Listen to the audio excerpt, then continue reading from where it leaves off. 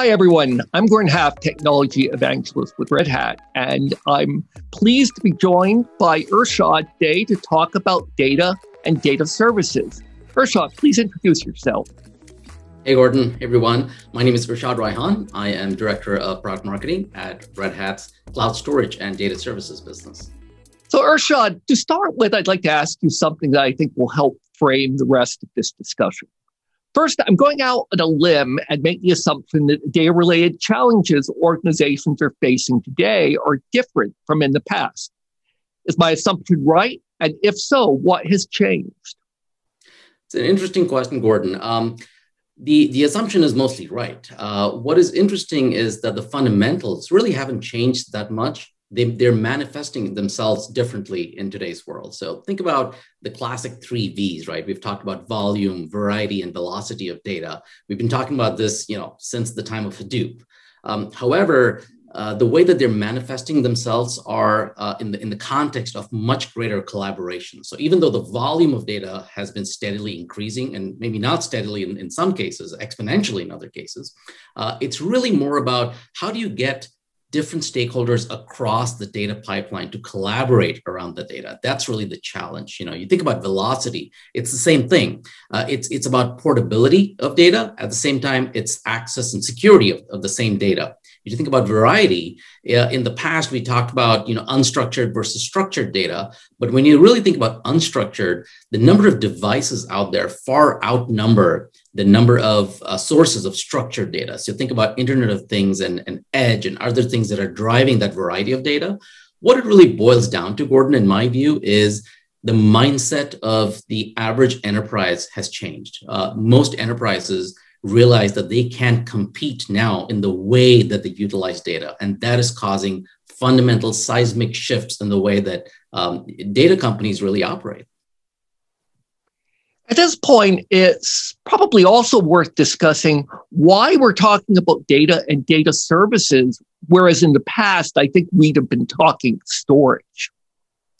I think that's a valid point. In fact, as I introduced myself, right, we really sort of serve both sides of the coin, right? Cloud storage and data services.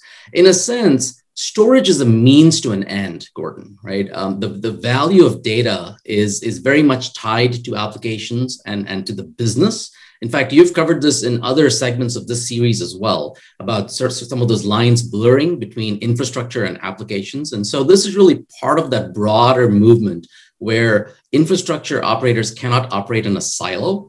They have to be much more business savvy. It's very much purpose-built infrastructure for the workload and the business problem you're trying to solve. And therefore, data services really serves as that glue that sits between the infrastructure and the business to really go back to addressing those pain points around volume, variety, and velocity. So it's a trend that we're seeing a lot more of in our industry. I'm interested from your perspective, what are the important elements of data services? Yeah, there's multiple ways to slice things up, Gordon.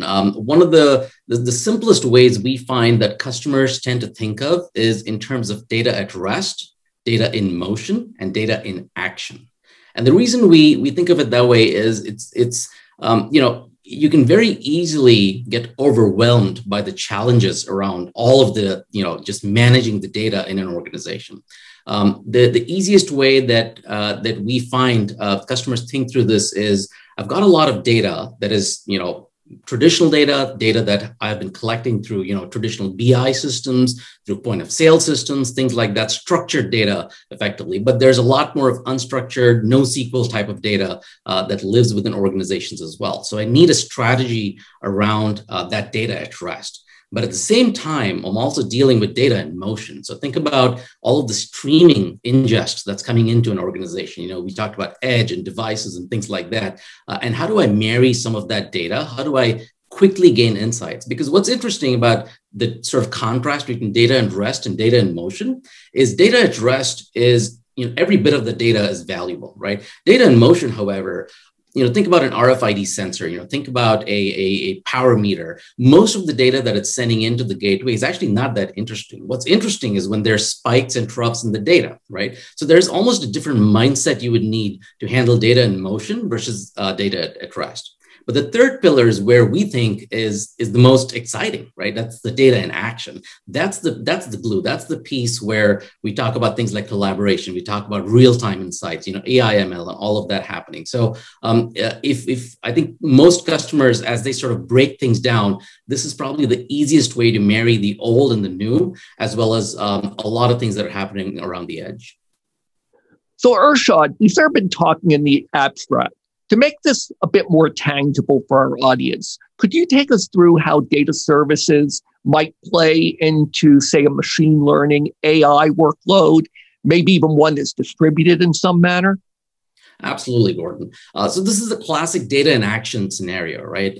One of the examples that is very prominently out there is the Open Data Hub project that is a community project, and it really attacks the heart of the problem around collaboration. Data scientists and data engineers have been telling us for years that the easy bits are sometimes actually working on the inferencing and the model training. The hard bits are the collaboration, right? Take COVID as an example. One of the reasons we were able to roll out the vaccine just across the world is the research that went into the collaboration, being able to quickly share those insights between the medical and the research industries and be able to take that to production. We're seeing that happen in a number of different scenarios. So for instance, the Mass Open Cloud is another platform where we've been able to work with a number of hospital networks to be able to really share those insights across departments. There's a lot of literature out there, but I'll point you to an interesting demo where we looked at how AI/ML can actively scour, hundreds of thousands of X-rays and be able to pinpoint possible risks for respiratory infections much faster and at a much greater scale than any human could. So those are examples of how we can certainly address some of that scale, but also the real-time insight sharing, right? How many times have we dealt with, not just in the healthcare industry, but across retail, financial services, where being able to offer real-time insights is infinitely valuable in making those real-time decisions, whether it's pricing around commodities, whether it's making decisions around logistics for manufacturing, whether it's healthcare decisions as well. And finally, it's also playing itself out in terms of how this infrastructure is consumed. What we're finding out, Gordon, is there's more and more of an affinity for a managed service model to consume these insights without actually getting bogged down into the infrastructure logistics itself. So what we find is that most healthcare providers tell us that, look, we want to be able to manage the data, and that's really where we excel in being able to take those insights in.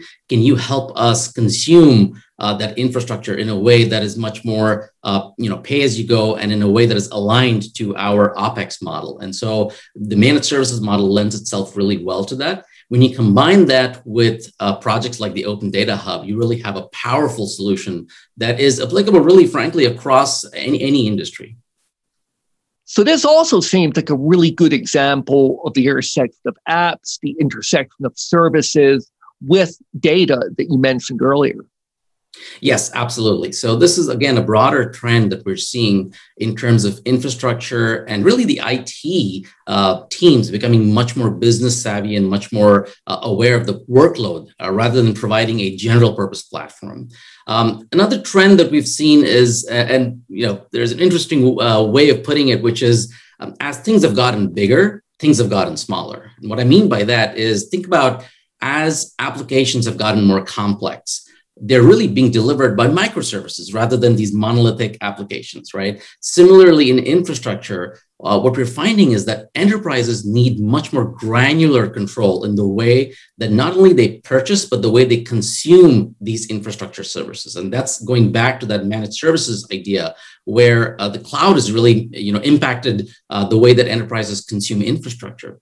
We're also seeing this manifest itself on the skills side, right? Because of the fact that enterprises need much more granular control without really becoming experts in infrastructure. We've seen the sort of rise of the generalist, right? Where the generalist needs a sense of how to be able to manage that infrastructure for instance, storage and data services, but without becoming an expert in storage or data services. So it behooves all of the vendors to be able to provide these control planes that makes it easier for the generalist to get it just right, where they're able to have that granular control to be able to control things like microservices and work with infrastructure in much smaller buckets than they would have in the past, but also not get too bogged down into those infrastructure logistics.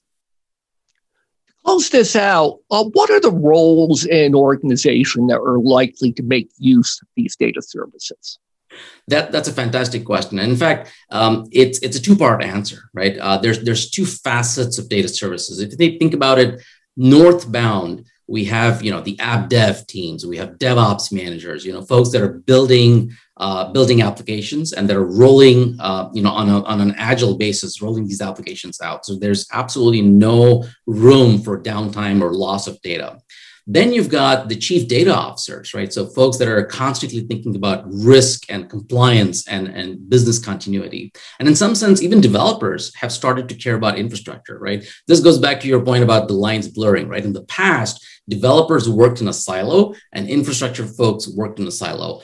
That's not the case anymore. Developers are much more aware of some of the infrastructure decisions that will drive really innovation for their applications. At the same time, infrastructure admins are much more aware of how the infrastructure is being used. So that's the northbound. On the southbound, how that sort of risk and innovation manifests itself is in terms of resilience and portability. So think about your infrastructure architects, your cloud architects, even your storage admins, right? They're the ones that are really enabling all of this infrastructure to be available, but also to be available in a cloud native context, right? So containers, how does that impact how infrastructure is delivered, right? How does the cloud impact how infrastructure is managed and also build? So there's really two facets of data services. And what's interesting is there's very few companies out there that are able to offer something for both sides of the coin, right? Mostly companies either operate in the app space or the infrastructure space. So